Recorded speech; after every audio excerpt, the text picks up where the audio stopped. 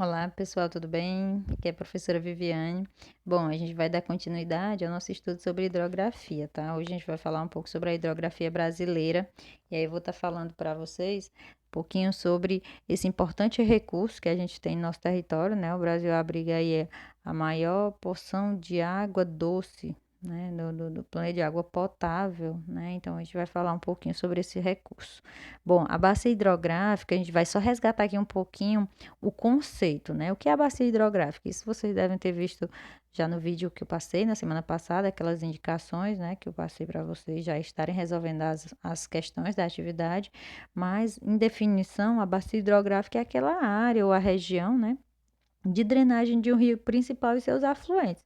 Então, a gente vai ter a porção de um espaço em que as águas das chuvas, das montanhas, aquelas águas subterrâneas ou de outros rios escoam em direção a um único curso d'água abastecendo. Então, a gente vai ter aquele curso maior que ele é alimentado por cursos menores, ele vai ser delimitado geralmente por uma serra, por alguma montanha, algum tipo de relevo, né, que vai funcionar ali como os limites daquela bacia hidrográfica, são chamados de interflúvios, né, ou os limites mesmo, né, assim, as divisórias, os divisores de água, né.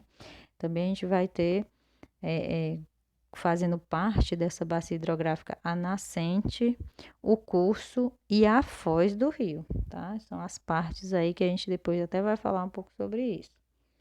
Bom, os rios, eles podem variar segundo a quantidade, né, do seu volume de água, a sua vazão. A gente pode estar caracterizando os rios como os rios perenes, aqueles rios que não secam, mesmo em períodos de poucas chuvas. Esses rios eles são muito importantes, principalmente nas regiões de clima semiárido e regiões clima-áridos, né? Principalmente são utilizados para a agricultura. Então, um exemplo aqui no Nordeste, a gente vai ter o Rio São Francisco como um rio perene e importantíssimo, né, para o desenvolvimento da agricultura aqui na nossa região. Esses rios que não secam são chamados de rios perenes. E aqueles rios que secam em determinados períodos do ano, determinadas épocas que não chove, a gente vai estar chamando esses rios, tá, de rios temporários ou rios intermitentes. Aprendam essa palavrinha nova, tá? Intermitentes são aqueles rios que secam nos períodos com pouco ou nenhum volume de precipitação. Onde é que eles vão ocorrer? Principalmente aqui no semiárido nordestino, tá? Região aqui do Ceará, por exemplo, a gente tem, né, o rio Jaguaribe, que ele é o maior rio intermitente do mundo. A gente vai ter o rio Curu, que passa aqui, né, no nosso vale, o Vale do Rio Curu. A gente vai ter o rio Acaraú, o rio Coreaú, o rio Banabuiú, né, tudo rimando aí. Mas são rios que são considerados aí intermitentes, ou seja, eles secam em determinadas épocas do ano, tá? Então, para a gente ter uma noção, outras regiões do Brasil vão ter esses tipos de rios? Não, tá? No Brasil, o que desculpa, predomina são rios perenes. Então, todas as outras regiões, exceto a região Nordeste, os rios são rios perenes, que tem água o ano inteiro. Né? Quem mora lá nas outras regiões nem entende. Por que que o rio daqui seca? Porque aqui tem, né, questão da poucas precipitações. Bom, então os rios, eles parecem como as nossas veias, né, de nosso organismo, né? A maioria deles aí vão ter aqueles, aqueles entrelaçados, né? Aquelas interligações, né? Uns maiores se interligando com outros maiores, formando essa interdependência. Isso também ocorre com os rios, tá? Então, quando água em outro, ele vai receber o nome de afluente, tá?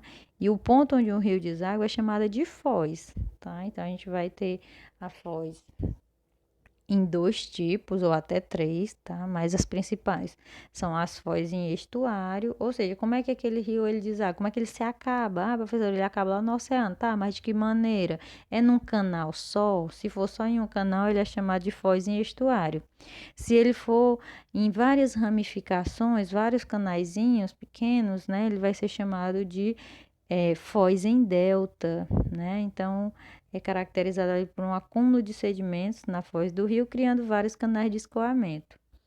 Aqui eu trago a imagem para vocês verem, ó, o tipo de foz em estuário é quando o rio ele encontra, no caso aí é o oceano que ele está encontrando, apenas um canal, ele é chamado de foz em estuário. Um exemplo aí é o rio Biguaçu.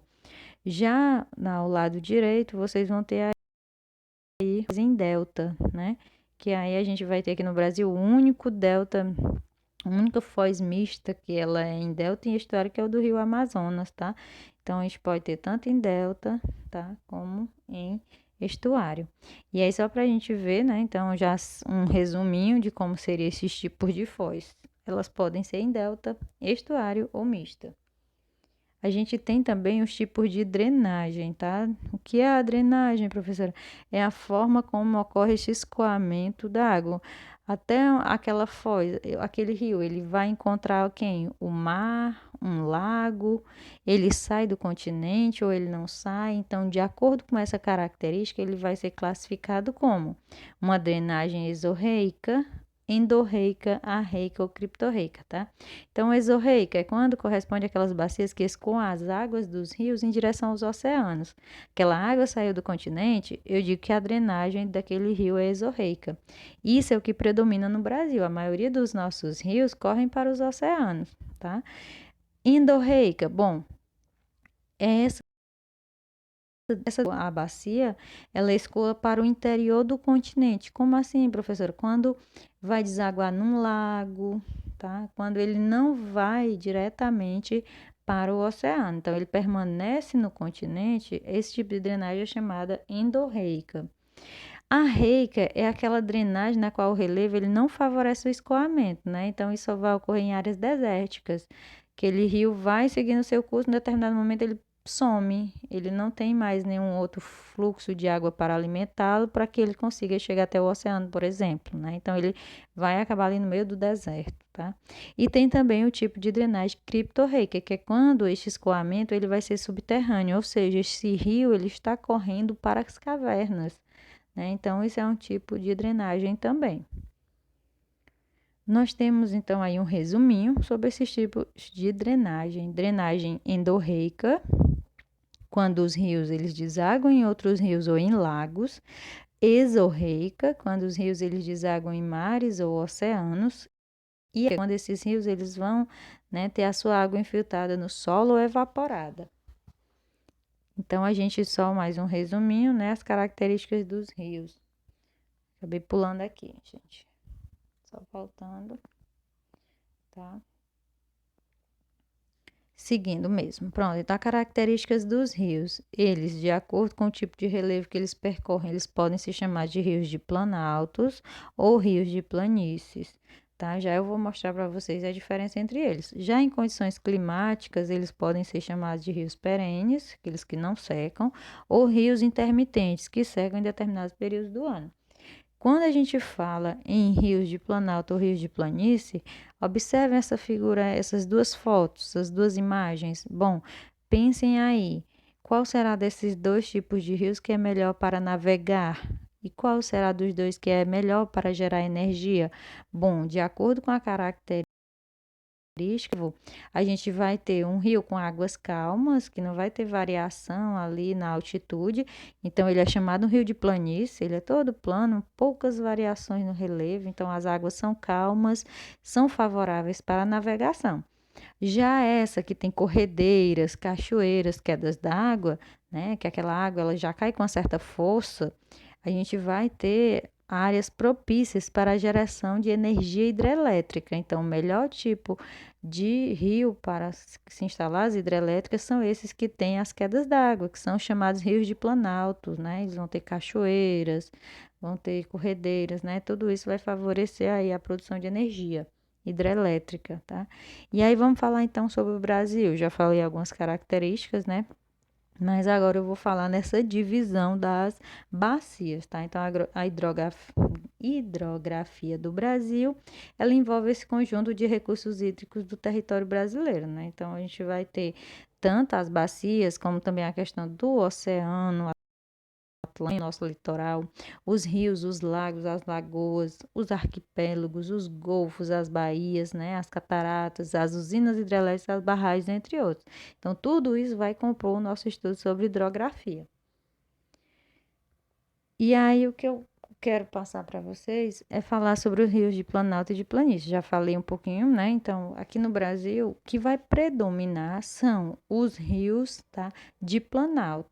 Eles são encachoeirados, com muitos desníveis, né? Entre aí a nascente e a foz.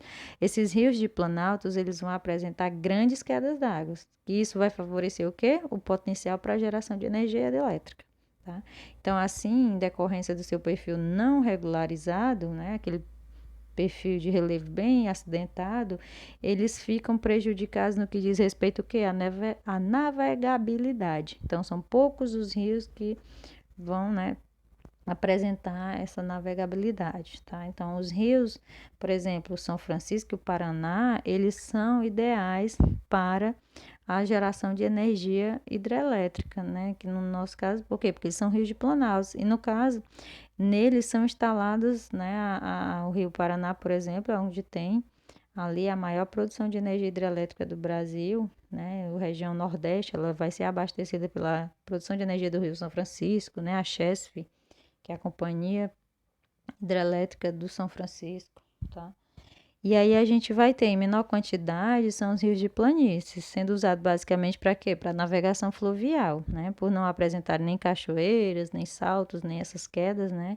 E aí como exemplo a gente pode estar citando o rio Amazonas, lá, e vários outros rios, né, da bacia amazônica, e a bacia paraguaia, que fica na região centro-oeste, né, ocupando áreas do Pantanal Mato-Grossense. Então, entre os rios nacionais, apenas o Amazonas e o Paraguai são predominantemente de planície. Olha aí que interessante, né?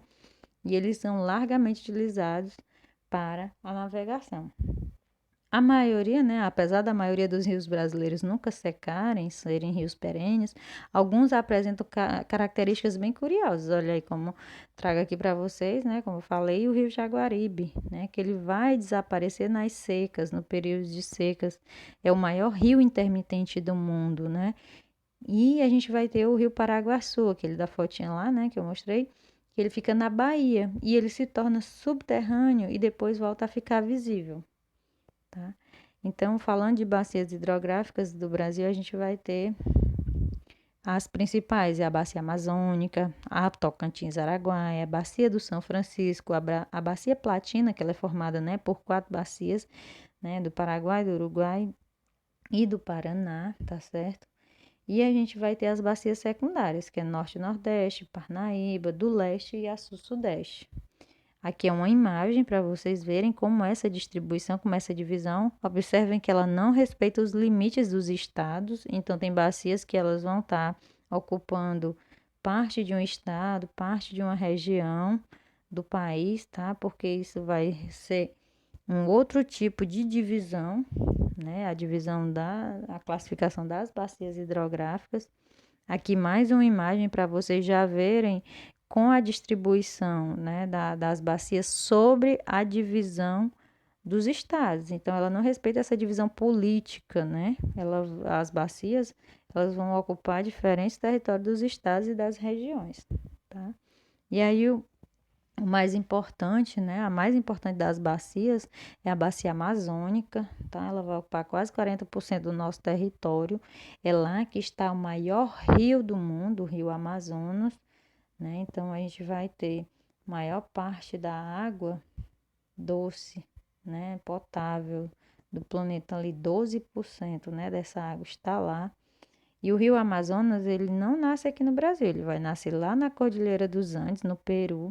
Ele nasce com o nome Ucalai, ele vai mudar de nome ao longo do seu percurso, tá? Então, ele possui 6.868 quilômetros, sendo 3.161 em território brasileiro. Então, é menos da metade, né? Aí, ó, menos da metade do seu curso está aqui no Brasil. Ele tem uma vazão média da ordem de 109 mil metros cúbicos por segundo. É muita água, tá? Que vai ser levada para o oceano. Ela vem lá, se forma a partir do degelo da neve lá nos Andes e também por ser aquela região amazônica, uma região que chove bastante, então ela vai ser um curso né, alimentado por tanto de gelo lá nos Andes, como também pela precipitação, né, das chuvas. Então ela vai ser uma alimentação mista aí, tá? A vazão é mista. Tá? Então, é um rio típico de planície, então nele não tem hidrelétricas, porque ele não tem corredeiras, não tem quedas d'água, não permite a instalação, né, de usina hidrelétrica para geração de energia.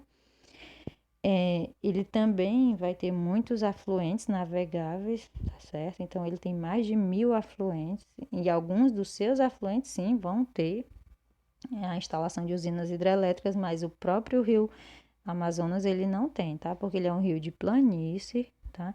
E ele vai servir principalmente para locomoção ali da população, né?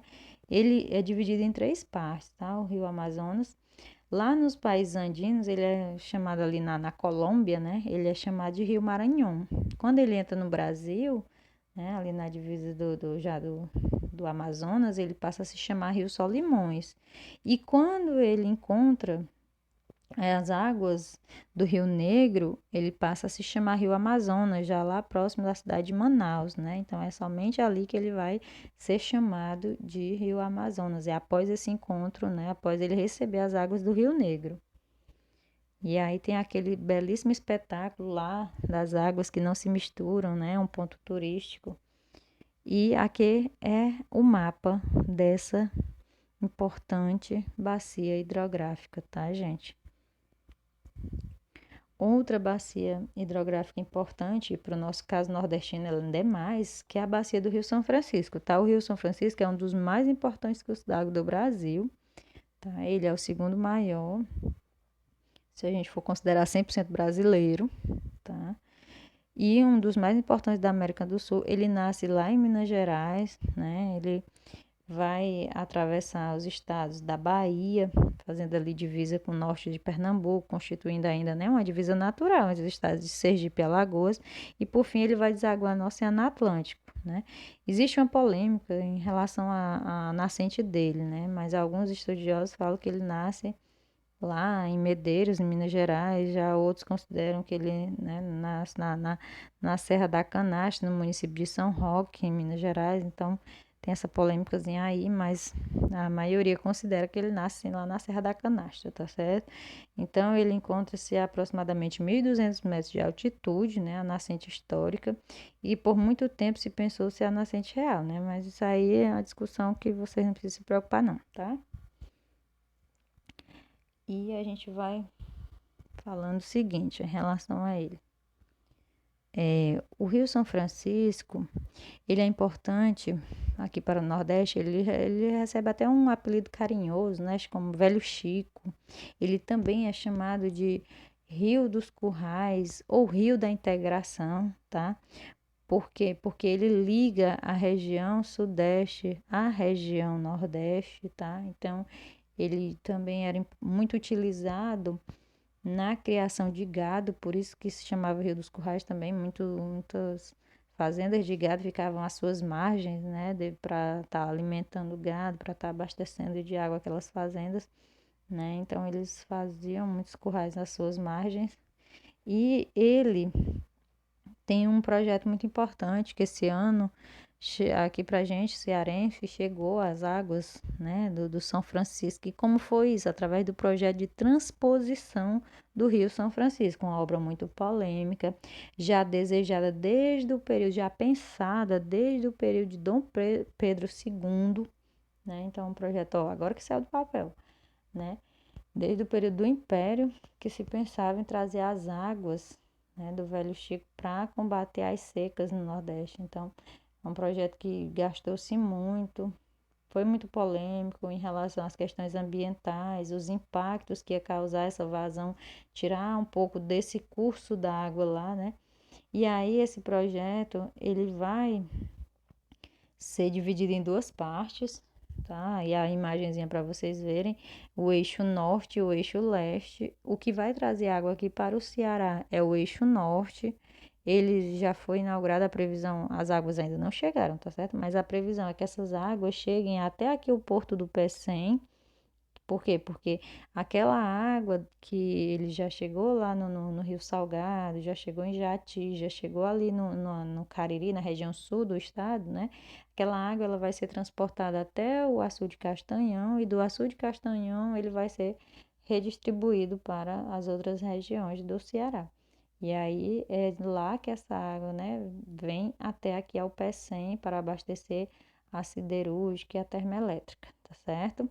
O outro eixo ele vai até o estado da Paraíba, tá certo? Então, gente, é preciso falar também da degradação, né? Quais são os impactos que esse recurso ele sofre, né? Então, a poluição das águas causadas principalmente aí por esgoto doméstico, né? Os esgotos industriais, também o lixo sólido. A gente vai ter também, né, o que os rios acabam sofrendo muito, né? É com esse tipo de prática, né? Que é jogar esgoto doméstico, jogar lixo sólido, os esgotos industriais. Já os oceanos e mares, eles vão sofrer com isso também, mas também com vazamento de navios, petroleiros, oleodutos, né? Então, esses vazamentos, esses derramamentos desses materiais em alto mar acabam prejudicando a fauna, a flora, né? Até o aspecto econômico, turístico também de algumas regiões ficam afetadas, mas é principalmente o impacto ambiental que preocupa, né? Então, assim, era só isso, tá? Depois eu vou mandar mais alguns materiais para vocês. Espero que vocês tenham gostado e até a próxima.